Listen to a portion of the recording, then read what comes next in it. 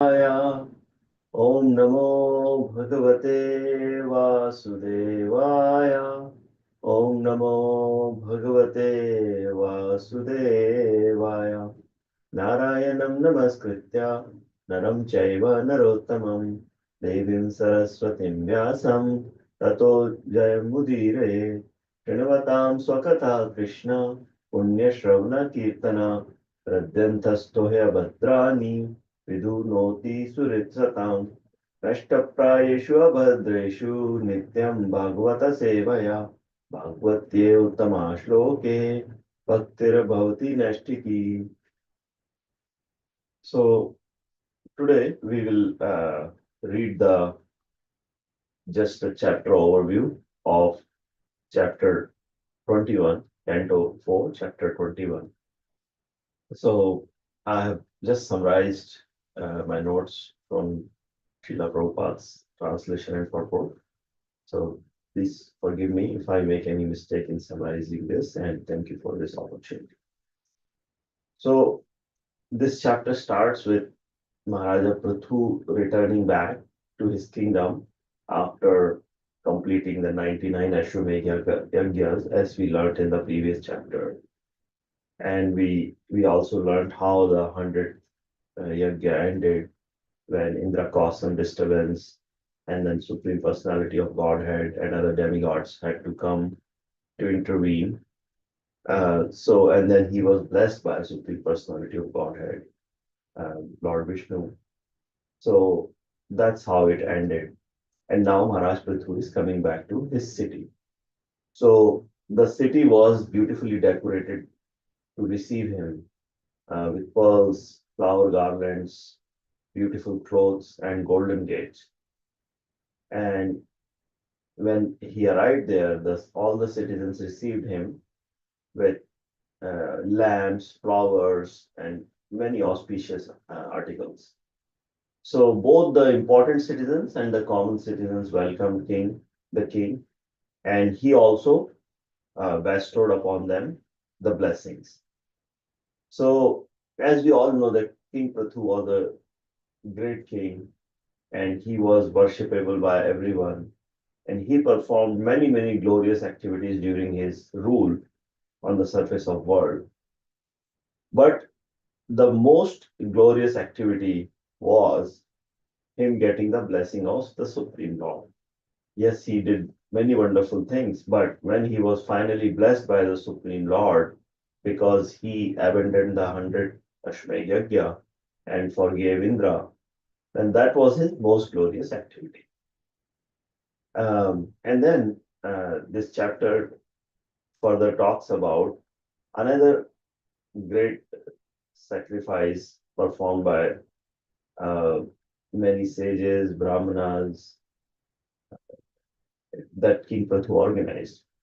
And here they all assembled, the Rajrishis, the great sages, they all assembled. And they wanted to hear from Maharaj Prithu about his experience of uh, spiritual life and his realization they wanted to hear. So now Maharaj Prithu speaks and he talks about his realizations. So Maharaj Prithu says that yes, I was appointed by the uh, grace of Supreme Lord, the kingdom of this planet, and I did my best always to protect everybody from all dangers, and I took care of my citizens, and I placed them in the jobs according to their positions of the social order. Then he tells that, any king who does not teach his citizens about this varnashram dharma and who simply collect taxes is liable to suffer from any sinful activities that the citizens do.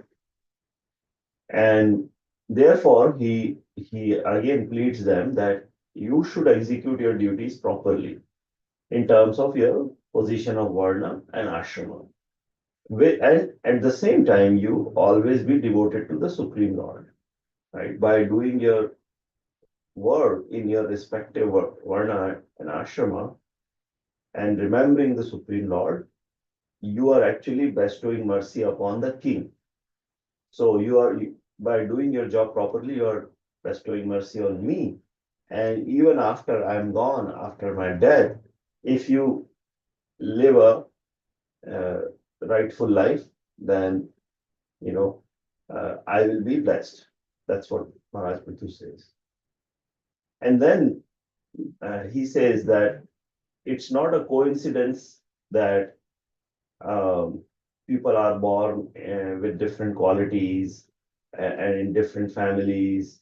Uh, it's not random. What he says is this is all result of your karma. So your present activities, your past activities, it's the result of that. So therefore, you should always do your job uh, correctly. Don't engage in sinful activities. Otherwise, as a result of it, you will suffer in next life. So he says that whatever position you have got, it is because of your past karma. So your present activities should be good so that you get a good life. And you live a good life in this life and also after that. So this is a very important lesson that Maharaj Prithu says.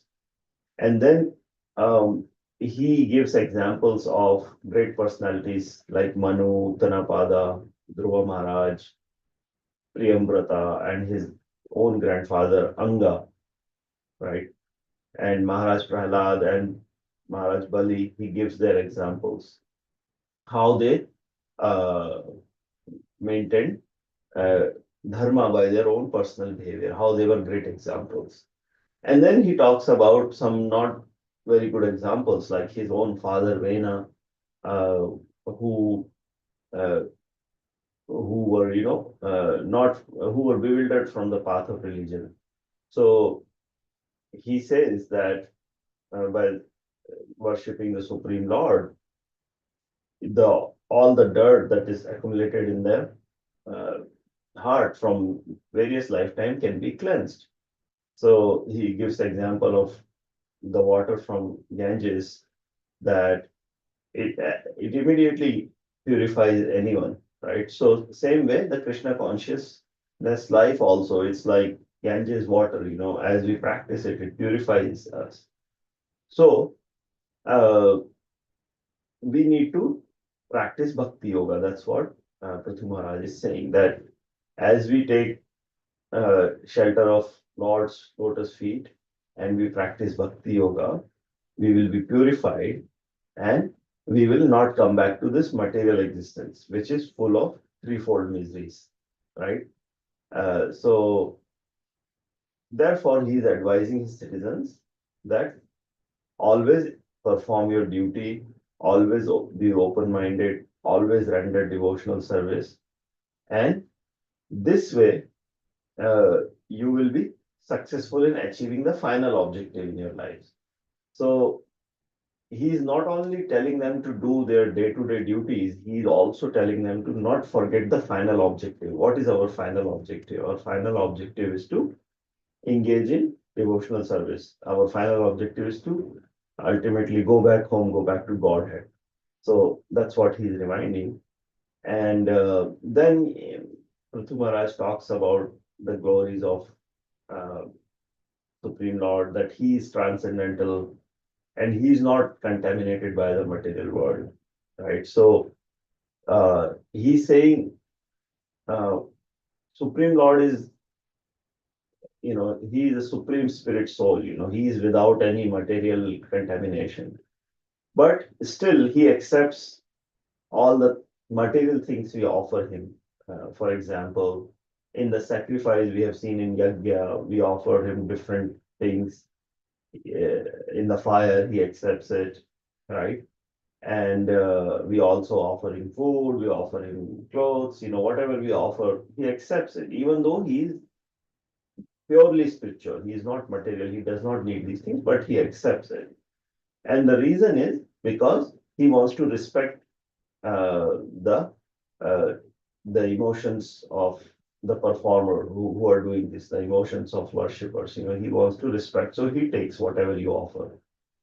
And the same logic applies to when Lord takes different avatars, and he comes in this material world, right? We have seen example right from fish incarnation to turtle, and Vaman Dev, Narsimha Dev, so much, Varha Dev, he has taken even animal bodies.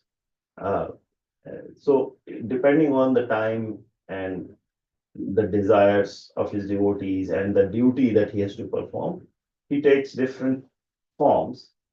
But he is like a fire. So here the example is given just like a fire. If it takes the shape uh, according to the firewood, right? So if it's a firewood, it will take a certain shape. If the fire is burning somewhere else, it will take a certain shape. But fire is always pure. It doesn't mean that it has changed the shape permanently. So that's how Supreme Lord is always pure, but he takes a uh, avatar according to time, place, circumstances. Then it's Prithu Maharaj tells them that everybody has a unique relationship with Supreme Lord. So we also see this in our day-to-day devotional life that each person has a unique relationship. And that's the beauty of Supreme Lord. When different people come to temple, we have seen our own temple. Everybody has their way of greeting. Everybody has a certain, relationship. They talk in a certain way. They pray in a certain way. So no two people are different. And Lord is so wonderful that He reciprocates with everyone according to their desire and according to their wish. So He's saying that you maintain this relationship, and by worshiping Him, actually you are bestowing your mercy upon me. So Prithu Maharaj is saying that because you do this, you are being merciful to me. And then he glorifies the Brahmanas and Vaishnavas in particular. He says that because of their characteristics of tolerance, penance, knowledge, and education, they are very dear to Supreme Lord because they have developed these qualities and they are always engaged in Lord's service. So that's why in the ancient times, Brahmanas and Vaishnavas, their job was only to engage in devotional service. They were not having any professional jobs or earning money. And it was the duty of society to maintain them so that they are not disturbed. They can completely focus on this. And Brahmanas were also pure back then. They were ready to live an austere life.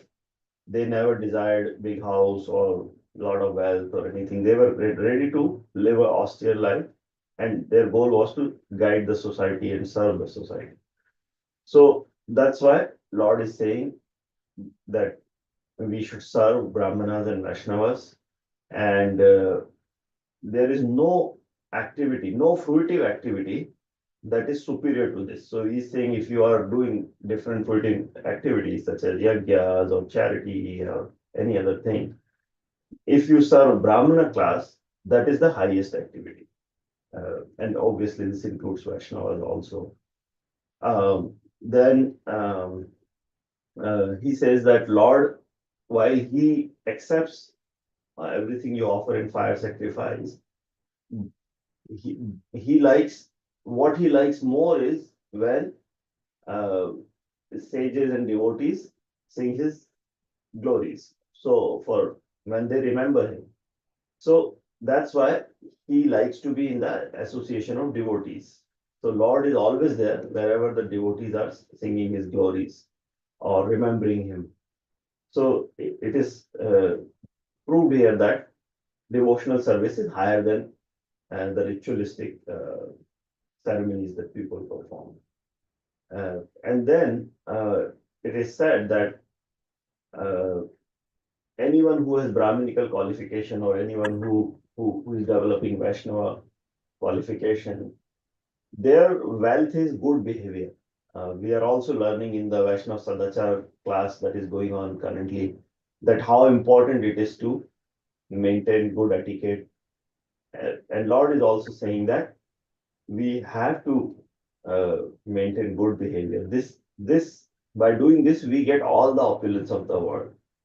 So uh, that's what he explains. And then uh, he's saying that uh, all the he demigods and denizens of Pitraloka, the Brahmana, saintly person, uh, they become very happy after hearing this from Prithu Maharaj, and they congratulate him, and they say that you are, you are really a great example of how a king should be.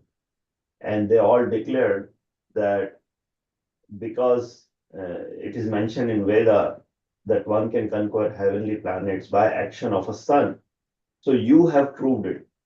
Your father was the most sinful Vena who was killed by the curse of Brahmanas, and he was suffering in the darkest region of hell.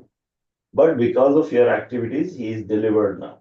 So you have proved the words of Veda correctly. And then the same thing happened to Hiranyakashipu. Because of Prahlad Maharaj, he was also delivered. And then the Brahmanas address him that may you have a long life and you always have infallible devotion to Supreme Lord. And they say that your reputation is purest and may you always preach the glories of Lord and may we always have you as our master.